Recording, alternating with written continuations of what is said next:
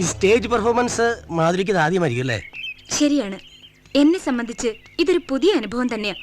ശരിക്കും പറഞ്ഞ ഇവിടെ വിട്ടു പോവാനേ തോന്നുന്നില്ല. ഈ സബ്ജക്ട് എന്നെ വല്ലാതെ ഹോണ്ട് ചെയ്യുന്നുണ്ട്, പ്രത്യേകിച്ചും ശർമ്മിഷ്ഠ. അതെ, എനിക്കും ഈ വർക്ക് വല്ലാത്തൊരു എക്സ്പീരിയൻസ് ആയിരുന്നത്. തിരക്കുകളിൽ നിന്ന് വിട്ടുമാറി ഇവിടേക്ക് വന്നത് നന്നായി എന്ന് തോന്നുന്നു. ഇവിടെന്നല്ല, അങ്ങ് മുകളിൽ നിന്ന് നേതൃത്വം സ്കെച്ച് ചെയ്തിരിക്കുന്ന 4 പ്രധാനികളിൽ മുഖ്യൻ മനാഫ് ഹുസൈന. വളരെ കരുതലോടെ വേണം തീർക്കാൻ. ഒരു കാരണവശാലും പാർട്ടിക്ക് ആ രക്തത്തിൽ പങ്കുണ്ടെന്ന് വരാൻ പാടില്ല. അങ്ങനെ വന്നാൽ ഗുണത്തെക്കാളേറെ ദോഷമായിരിക്കും സംഭവിക്കുക. ഊട്ടിയ കൈകൊണ്ട് തന്നെ ഉദകക്രിയ ചെയ്യുന്ന നമ്മുടെ പാർട്ടിയുടെ നയം ജനങ്ങൾ തിരിച്ചറിഞ്ഞാൽ നാളെ കേരള മണ്ണിൽ നമുക്ക് പിടിച്ചു നിൽക്കാനാവില്ല. ബാബുരാജ് നനച്ചാൽ ഹുസൈനെ നാടകം പുറത്തിറങ്ങുന്നതിന് മുമ്പ് തന്നെ രക്തസാക്ഷിയാക്കാൻ കഴിയും. ഞാനോ? യെസ്. ഒരപകട മരണം ഗുണം ചെയ്യില്ല. ക്രൂരമായ കൊലപാതകം തന്നെ ആവണം. അത് മുതലാളി വർഗം ചെയ്ത പാതകമാണെന്ന് നമ്മളെയും നമ്മുടെ അണികളെയും ഉറച്ചു വിശ്വസിപ്പിക്കത്തക്കതായിരിക്കണം. അതിനൊരു അവസരം ഒരുക്കി തരാൻ ബാബുരാജിനാവും. അവസരം ഞാൻ ഉണ്ടാക്കി തരാം. അതിനു മുമ്പ് എനിക്ക് മധുരമായൊരു പ്രതികാരം ചെയ്യേണ്ടതുണ്ട്. അതിനെന്നെ സഹായിക്കണം. തീർച്ചയായും.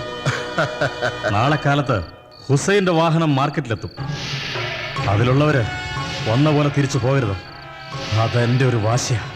അത് ഞാനേറ്റു. പരന്തു പ്രകാശനെ കൂടി വിളിച്ചാൽ കാര്യങ്ങൾ എളുപ്പമായി. ബാബുരാജ്യത്തിൽ ഇടപെടണ്ട, വണ്ടി വരട്ടെ.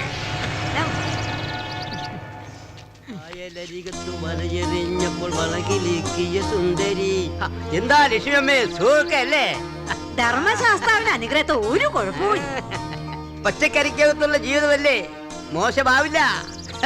അതെന്താ അങ്ങനെ പറഞ്ഞേ? അല്ല, പച്ചക്കറിയാണല്ലോ ജീവിതം. ഓ, ചിലതിങ്ങനെ മത്തങ്ങ പോലെ, ചിലതിങ്ങനെ നീണ്ട പടവലങ്ങ പോലെ, ചിലതിങ്ങനെ കുമ്പളങ്ങ പോലെ, ചിലതിങ്ങനെ ഉടങ്ങി വരട്ട കോവയ്ക്ക പോലെ. രാവിലെ തന്നെ കിടത്തക പറഞ്ഞു നിൽക്കാതെ മോനച്ചൻ പോവാൻ നോക്ക്. എന്താടാ പാണ്ടി, പെൺപിള്ളേരുമായിട്ടൊരു കറക്കം? അപ്പടിയൊന്നുമില്ല പെരിയോരെ. എന്താ കാരണോരെ പിള്ളേരുമായിട്ടൊരു കളിതമാശ? എന്താടാ? ഏയ് ഒന്നുമില്ല സാറേ, മോനച്ചൻ ചുമ്മാ നേരം പോക്ക് പറഞ്ഞതാ. ആണോടാ? നേരം പോക്കല്ല സാറേ, ഇവൻ ഇങ്ങനെയാ. പെൺപിള്ളേർ ഇവന്റെ വീക്ക്നെസ്സാ. ശരിയാണോടാ? ഇല്ല സാർ, ഞാൻ വന്ന് നിന്റെ ആരാടാ ഇവളുമാര്? സാർ, ഇവങ്ങളെല്ലാം എനിക്ക് തങ്കച്ചി മാതിരി സാർ. തങ്കച്ചി മാതിരി? എന്നിട്ട് പണി വേറെ. അനാവശ്യം പറയരുത്. കൈ ചൂട്ടുതോടി. ഏയ് വിട്ടിടുങ്ങോ സാർ, വിടുങ്ങോ.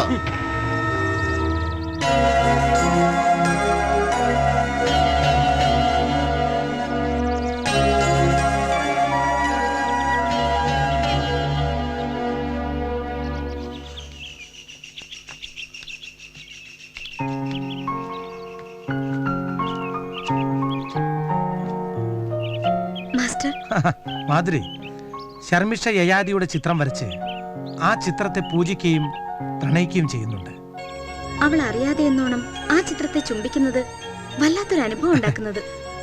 സ്ത്രീ ആയാലും പുരുഷനായാലും ഒരു വ്യക്തി അനുഭവിക്കുന്ന ഏറ്റവും വലിയ ദാരിദ്ര്യം പ്രണയദാരിദ്ര്യമായിട്ടാ എനിക്ക് തോന്നിയിട്ടുള്ളത്. പ്രണയമുണ്ടെങ്കിൽ വ്യക്തിക്ക് വല്ലാത്ത ഉത്സാഹമായിരിക്കും. അവന്റെ അധ്വാനത്തിന്റെ വേഗത കൂടും, കാഠിന്യം കുറയും.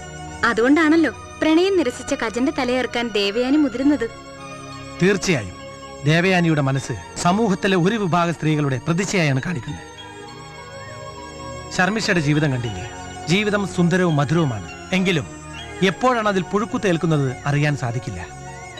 പല വസ്തുക്കളുടെയും വ്യക്തികളുടെയും യഥാർത്ഥ മൂല്യം മനസ്സിലാക്കുന്നത് അവരെ നഷ്ടപ്പെട്ടതിന് ശേഷം മാത്രമാണ്. പ്രണയം ചിലപ്പോൾ വിടർന്ന പൂക്കളെ പോലെ ചിരിക്കും, ചിലപ്പോൾ ആളി കത്തുന്ന ജ്വാലയാവുന്നു, മറ്റു ചിലപ്പോൾ ചന്ദ്രിക പോലെ പരക്കുന്നു, ചിലപ്പോൾ മിന്നൽ പോലെ മിന്നും. ഇളമാൻകുട്ടിയെ പോലെ വർണ്ണനാതീതമായ ആഹ്ലാദത്തിൽ മതിമറന്ന് തുള്ളിച്ചാടും. പ്രണയത്തെ അനുഭവിക്കേണ്ടതാണ്. ചിലപ്പോൾ അത് വിഷസർപ്പമായി ചീറ്റുന്നത് നാം കാണുന്നു. പ്രാണൻ ബലിയർപ്പിക്കാൻ തയ്യാറാവുന്ന പ്രണയം അവരന്റെ പ്രാണൻ അപഹരിക്കാനും പോന്നതാണ്. പ്രണയം നഷ്ടപ്പെട്ടാൽ അതിന്റെ വേദന, ആ വിരഹം, ശരിക്കും പറഞ്ഞാൽ കരളിൽ തറച്ച മുള്ള് ആരോ പിടിച്ചിളക്കുന്നത് പോലെ അസഹനീയമാണ്. കരുണാരാഗം പുറപ്പെടുവിച്ചുകൊണ്ടിരുന്ന വീണയുടെ കമ്പികൾ പെട്ടെന്ന് പൊട്ടിയ പോലെ. ലോകത്തെ ജയിക്കുന്ന പോലെ എളുപ്പമല്ല മനസ്സിനെ ജയിക്കാൻ. പ്രേമം ഒരു അന്തർധാരയാണ്. ധനം, അധികാരം, കീർത്തി എന്നിവയുടെ പിമ്പെ വെമ്പി പാഞ്ഞ് നടക്കാതിരിക്കുക. ക്രൗഞ്ചവധം ഏതൊരു കലാകാരന്റെയും മനസ്സിനൊന്നുലയ്ക്കും. ഒരേ ശിഖരത്തിൽ കൊക്കുരുമി ചേർന്നിരിക്കുന്ന ഇണകളിൽ ഒന്നിനെ എയ്തു വീഴ്ച ആ കാട്ടാളന്റെ കൂട്ടർ ഇന്നുമുണ്ട്. ആയതിനാൽ ഗർഭഗൃഹത്തിലെരിയുന്ന നിലവിളക്ക് പോലെയാകണം ഓരോ കലാസൃഷ്ടിയും. ചുറ്റുമുള്ള കട്ട പിടിച്ച് ഇരുട്ടകറ്റിയിട്ട് പ്രകാശം പരത്തിക്കൊണ്ട് കത്തി നിൽക്കുന്ന കമനീയങ്ങളായ നിലവിളക്കുകൾ. ഈ ലോകത്തിൽ ജനിക്കാനുള്ള മാർഗം ഒന്നേ ഉള്ളൂ. എന്നാൽ മരണം അനേകം മാർഗങ്ങളുടെയും വരും. അവസാനക്കാരനായ അതിഥിയുടെ വരവ് എങ്ങനെയുമാവട്ടെ. പിന്നെ ഇന്ന് ഞാൻ പോകുന്നു. ഇനി നമ്മൾ കാണുക മാതൃ ശർമ്മിഷ്ഠയായി മാറിയതിനു ശേഷം മാത്രം.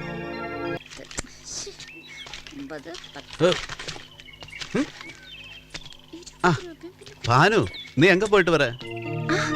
കതിരപ്പി, ഞാൻ റേഷൻ കടയിലൊന്നും പോയതാ. ആ റേഷൻ കടക്കാരൻ മാറുണ്ണി എന്നെ പറ്റിച്ചോന്നൊരു സംശയം. അപ്പടിയാ?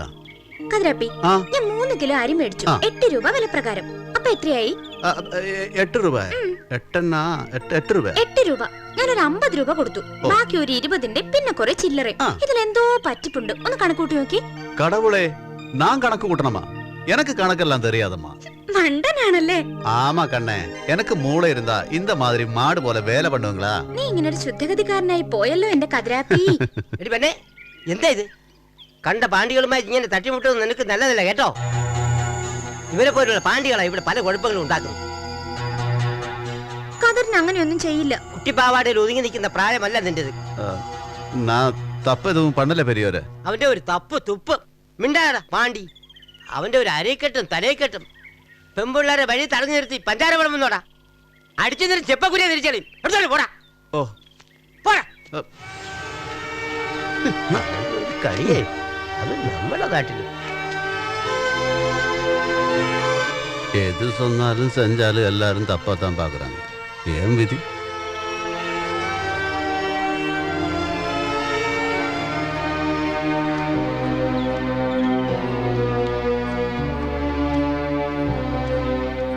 നാടകമല്ല, സിൽമേല എന്റെ കണ്ണ്. സിൽമയാവുമ്പോ എല്ലാം നടക്കും. നിന്റെ തന്ത സമ്പാദിച്ചിട്ടേക്കല്ലേ കോടിക്കണക്കിന്. നമ്മുടെ ബാബുരാജനെ നായകനാക്കി ഒരു പെടയങ്ങ പെടയ്ക്കണം. ഒരൊറ്റ അവസരം കിട്ടിയാലേ പലരെയും ഞാൻ പിന്നിലാക്കും. അതെനിക്ക് ഉറപ്പാ. പണത്തിന്റെ കാര്യത്തിൽ എനിക്ക് ബുദ്ധിമുട്ടില്ല, പക്ഷെ നടക്കണം, എല്ലാം നടത്തണം. അത് നടത്താം. വെറുതെ തിന്നും കുടിച്ചും മേൽസേറ്റ് നടന്നാ പോരല്ലോ. അതിനും വേണ്ട ഒരു നിവൃത്തി. അതേടാ ശവി, നിവൃത്തി ഉണ്ടാക്കണം. നല്ല പെടക്കണ പരൽമീനുകളെ നിരത്തണം. എന്താ പൂതിണ്ടടാ ജോജോ, വല്ലാണ്ട് പൂതിണ്ട്. താന്തപ്പടി കുറെ ഉണ്ടാക്കിയിട്ട് വെച്ച് അങ്ങേര് ചെയ്യാവുന്ന കൊള്ളരുതായ്മകളെല്ലാം ചെയ്തിട്ട് ഇപ്പൊ പ്രാർത്ഥന ഭക്തിയായിട്ട് നടക്കുക. അനങ്ങാനും തിരിയാനും സമ്മതിക്കില്ലായിരിക്കും. അതേടാ, അതുകൊണ്ടല്ലേ തടിയൻ തരകൻ കുട്ടിക്കാരൻ കയറുന്നത്. വീർപ്പൂട്ടിൽ തീർക്കാൻ കുട്ടിക്കാരൻ കയറുന്നു. ഇവൻ തരകൻ മുതലായുടെ മകൻ തന്നെ. എടാ ശശിത്തരക, ആ വരുന്ന പരലിനെ കണ്ടോ നീ? അമ്മേ, വെറും പരലല്ല, കുറുവാ പരല്. കിട്ടിയ ഒന്നും കളയാനില്ലേ? കണ്ടാ മതി. കൊതി കണ്ട് തന്നെ തീർക്കും. കണ്ടു തീർക്കേണ്ട കൊതിയല്ല ഇവന്റെ, തിന്നു തീർക്കേണ്ട കൊതിയാ. ഞാൻ തീർത്തു തരാം നിന്റെ വിശപ്പും ദാഹവും. ഇന്ന് തന്നെ തീർത്തു തരാം. എന്റെ ചൂണ്ടയിൽ കൊത്താതെ കടന്നു കളയുന്ന കുറുവാപ്പരല്. ഇവൾക്ക് ചൂണ്ടയല്ല ആയുധം, വലയാണ്. വല. നമ്മൾ കൈകോർത്ത് വല വിരിക്കുന്നു.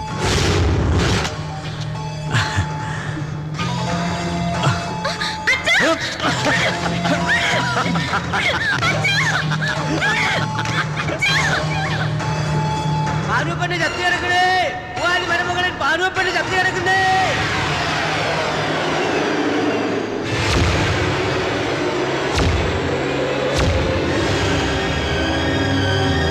എന്റെ മോളെ മാനുവോളെ, മോളെ മാനുവോളെ, മോളെ എന്റെ മോളെ മാനുവോളെ.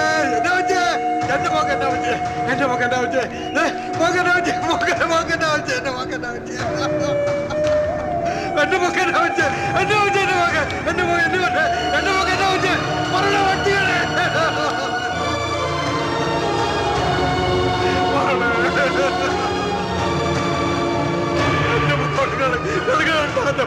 ഇന്നലെ ഈ പെണ്ണ് ഇവന്റെ കൂടെ മിണ്ടിയും പറഞ്ഞ് നിൽക്കുന്നത് ഞാൻ കണ്ടതാ. നിന്റെ തോട്ടല്ലേ ആ കൊച്ചിന്റെ കഴുത്ത കിടക്കുന്നത്.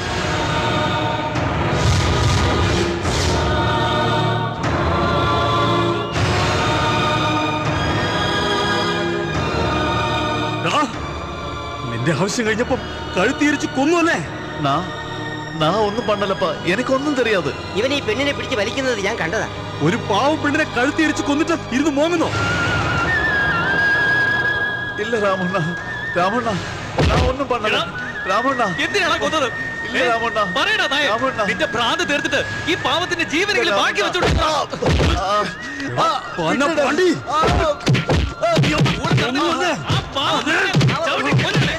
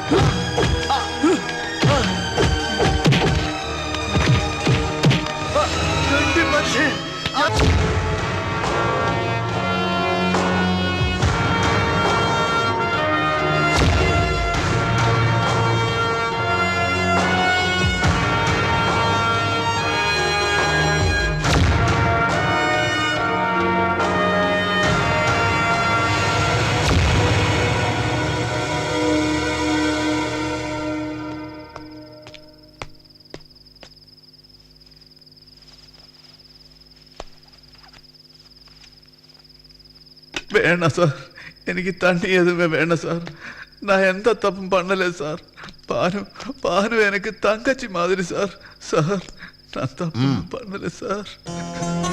എന്നെ നമ്പുക സാർ, ഞാൻ എന്ത് തപ്പും അറിയാം, നീ അത് ചെയ്തിട്ടില്ലെന്ന് എനിക്കറിയാം. 3 or 4 പേർ കൂടിയാണ് ആ പെൺകുട്ടിയെ ബലാത്സംഗം ചെയ്തിട്ടുള്ളത്. അവൾ നിന്റെ തങ്കച്ചിയാണെന്നല്ലേ നീ പറയുന്നത്? ആമാ സാർ. നിനക്കാരെങ്കിലും സംശയമുണ്ടോ? അതുമല്ലെങ്കിൽ അവൾക്ക് ആരെങ്കിലുമായി വല്ല പ്രേമോ മറ്റോ ഉള്ളതായി കേട്ടിട്ടുണ്ടോ? தெரியாது സാർ. നിനക്കെന്തെങ്കിലും ഒരു തുമ്പിന് വേണ്ടി പറയാൻ കഴിയോ? ഇല്ല സാർ. സാർ, പോസ്റ്റ്മോർട്ടം കഴിഞ്ഞ് ആ പെണ്ണിന്റെ ബോഡി ശ്മശാനത്തിൽ കത്തിച്ചു. സാർ, இந்த പോലീസുകാരൻ ഒരു നാൾ എൻ തങ്കച്ചിയുടെ കൈക്ക് പിടിച്ചു സാർ.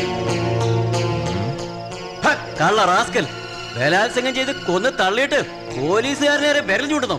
മുട്ടുകാരിയായിട്ട് കൊന്നു ഞാൻ. നിയമം പാലിക്കേണ്ട നിയമപാലകൻ നിയമം ലംഘിച്ചതിനപ്പുറം തന്റെയോ തന്റെ കൂട്ടുകാരുടെയോ കുറ്റം ഒരു നിരപരാധിയുടെ തലയിൽ കെട്ടിവെക്കുന്നത് കണ്ടു നിൽക്കാനോ കൂട്ടുനിൽക്കാനോ ആവില്ല എനിക്ക്. സ്വന്തം അണിയിൽപ്പെട്ട പെൺകുട്ടിയെ പൂക്കാട്ട് ഒരു ഗസ്റ്റ് ഹൗസിലിട്ട് പീഡിപ്പിച്ച MLA സ്റ്റേഷനിൽ കൊണ്ടുവന്ന് മുണ്ടുരിഞ്ഞ് തെരുവാത്തൈലം പ്രയോഗിച്ച കോൺസ്റ്റബിൾ കുട്ടമ്പിള്ളയുടെ മകനാണ് ഞാൻ. പാർട്ടിയുടെ യുവജന പോരാളികൾ എന്റെ അച്ഛനെ തുണ്ടമായി വെട്ടിമുറിച്ചു കളഞ്ഞു. അനീതിയുടെ വക്കാലത്തുമായി വരുന്ന ഒരു മേലുദ്യോഗസ്ഥരെയും എന്റെ അച്ഛൻ കോൺസ്റ്റബിൾ കുട്ടമ്പിള്ളയാണ് സത്യം. താനെല്ലാം പറയും.